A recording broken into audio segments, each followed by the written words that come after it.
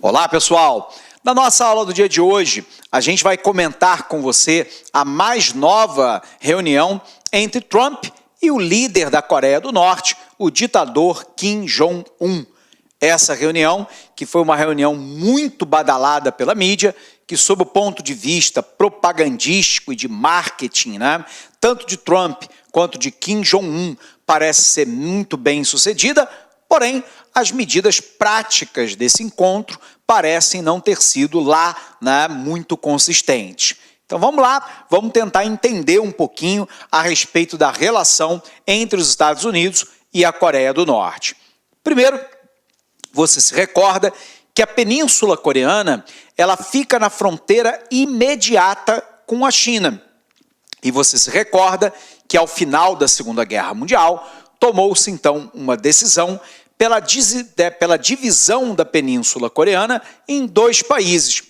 A Coreia do Norte, num regime comunista, apoiado num primeiro momento pela China e pela União Soviética, lembrando que logo depois da Segunda Guerra Mundial, a gente inicia a bipolaridade, a divisão do mundo em duas grandes esferas de influência, também chamada de a velha ordem mundial. De um lado, os Estados Unidos, capitalista, e do outro lado, a União Soviética, socialista. Nesse sentido, então, o objetivo de ambos os países era ampliar a sua área de influência. E sendo assim, a Coreia do Norte, comandada inicialmente lá por Kim Il-sung, que é o avô do atual ditador, o Kim Il-sung implanta dentro da Coreia do Norte um regime comunista, um regime ditatorial, comandado estritamente pela família Kim. A gente sabe que em 1950, apoiados pela China e motivados aí pela Revolução Chinesa, que permitiu a ascensão de Mao Tse-tung ao poder, a Coreia do Norte resolve invadir a Coreia do Sul.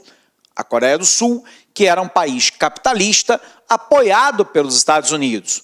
O objetivo na Coreia do Sul era impedir o avanço do comunismo pela Ásia. Essa guerra, que foi uma guerra fratricida, ela dura de 1950 a 1953. Os Estados Unidos enviam tropas para ajudar os sul-coreanos, enquanto que os chineses apoiam militarmente a Coreia do Norte. Depois de 3 anos de conflito, a guerra termina com a assinatura de um armistício, que significa simplesmente um cessar-fogo, ou seja, oficialmente, as duas Coreias estão em guerra até os dias atuais. É estabelecido lá, no famoso Paralelo 38, uma zona desmilitarizada entre ambos os países, onde é observável lá a presença do soldado espelho, ou seja, para cada soldado sul-coreano no lado mais ao sul, mais meridional, tem um soldado norte-coreano no lado setentrional. Bom, esse é o início da arquitetura de um longo conflito da Coreia do Norte com os Estados Unidos. Então vamos botar isso na tela aqui para você. O que a gente tem então, pessoal? Vamos nos recordar, A gente tem lá, ao final da Segunda Guerra Mundial, lembrando que a Segunda Guerra Mundial vai de 1939 a 1945, nós temos ao final dessa Segunda Guerra Mundial o início lá da bipolaridade.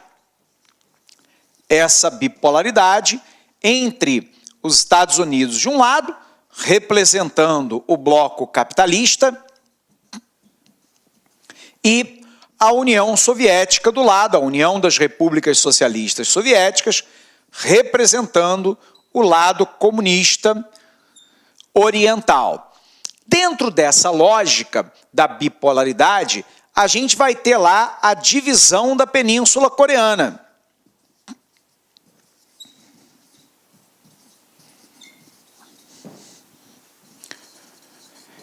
essa divisão da Península Coreana, onde eu tenho lá a Coreia do Norte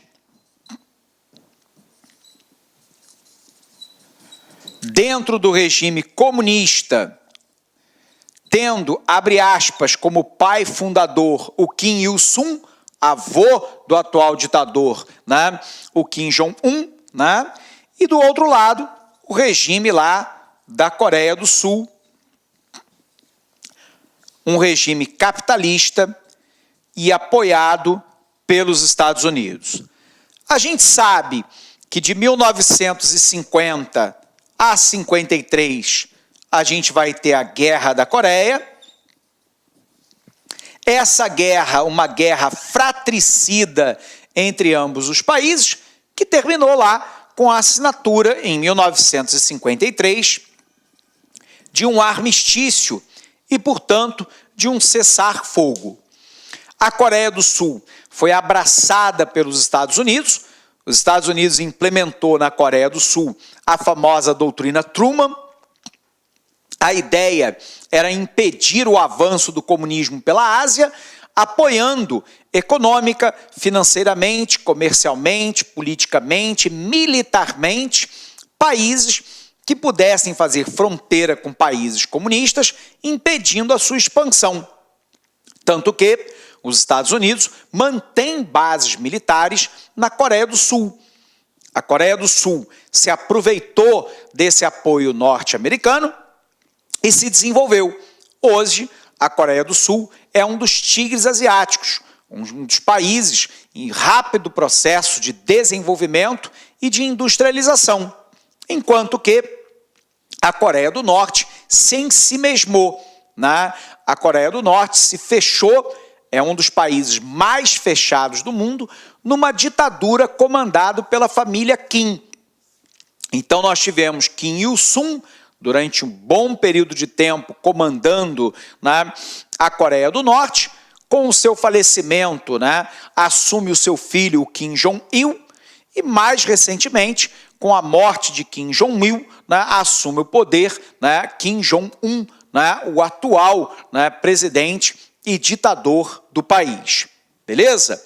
Então vamos apagar aqui para a gente continuar botando isso no quadro para você. Então, pessoal, o que a gente pode perceber dessa relação, né, entre os Estados Unidos e a Coreia do Norte? A gente vai ter lá, né, a Coreia do Norte comandado pela família Kim, né? Primeiro o Kim Il-sung, depois o Kim Jong-il e atualmente o Kim Jong-un, que é o atual, né, presidente do país. A Coreia do Norte, né, fecha a sua economia e se fecha politicamente. Então aqui há um fechamento político e econômico da Coreia do Norte. Esse regime é um regime altamente militarizado,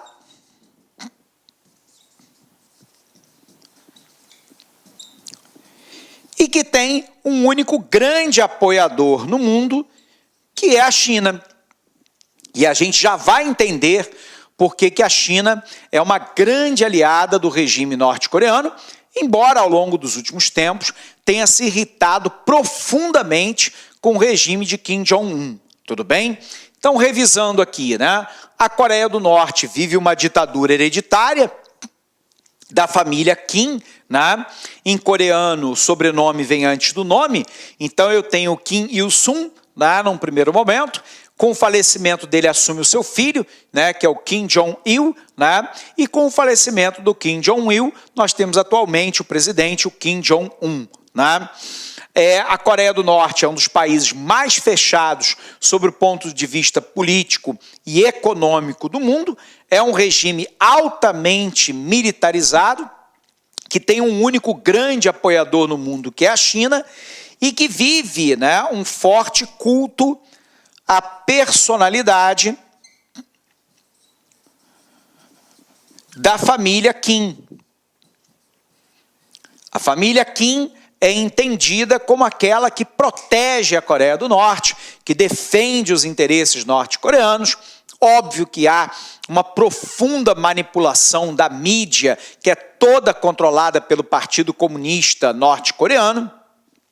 As imagens, né, de Kim Il-sung, Kim Jong-il e Kim Jong-un é espalhada por todo o país. A história é ensinada que a Coreia do Norte é vitoriosa em todas as guerras contra a Coreia do Sul e o próprio Estados Unidos. Os Estados Unidos é entendido como uma potência imperialista que há de se sucumbir ao potencial bélico, militar e nuclear norte-coreano, e por aí vai. Por mais que muitas vezes, óbvio, isso seja uma profunda distorção daquilo que de fato acontece no mundo atual. Bom, o ponto-chave então dessa questão é primeiro tentar entender o porquê do apoio, né, da China ao regime norte-coreano. Então vamos nos recordar, pessoal. Ao norte, nós temos o território da República Popular da China. Então aqui eu tenho a China, cujo nome correto é República Popular da China, comandado pelo Partido Comunista Chinês, o PCC, e aqui abaixo eu tenho a Península Coreana. Essa península dividida, né? A Coreia do Norte comunista e a Coreia do Sul capitalista. Bom, para a China, qual é o problema, né? O problema é que há muito tempo se fala de uma reunificação das Coreias. Uma reunificação das Coreias só poderia acontecer sobre o regime capitalista. E lembrando que os Estados Unidos mantêm bases militares em território sul-coreano. Então, o primeiro problema para a China seria que numa possível reunificação da Península Coreana, a mesma só se faria sobre um regime capitalista e provavelmente tendo bases militares americanas agora na fronteira imediata com o próprio território chinês.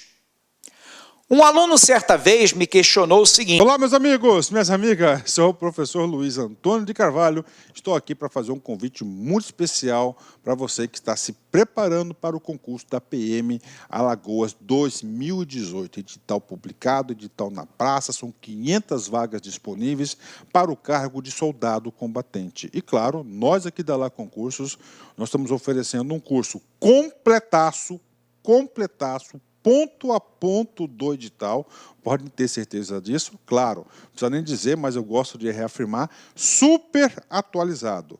Gente, a melhor proposta pedagógica, o melhor custo-benefício, com o professor que você acabou de assistir essa videoaula, com o nosso professor que você acabou de assistir a videoaula, o melhor custo-benefício por apenas 10 parcelas de R$ 35. Você poderá assistir quantas vezes quiser e na hora que desejar. Bacana, meus amigos? Ó, convido vocês a conhecer o nosso curso, você não vai se arrepender. Professor, eu quero ficar sabendo de informações do concurso, né?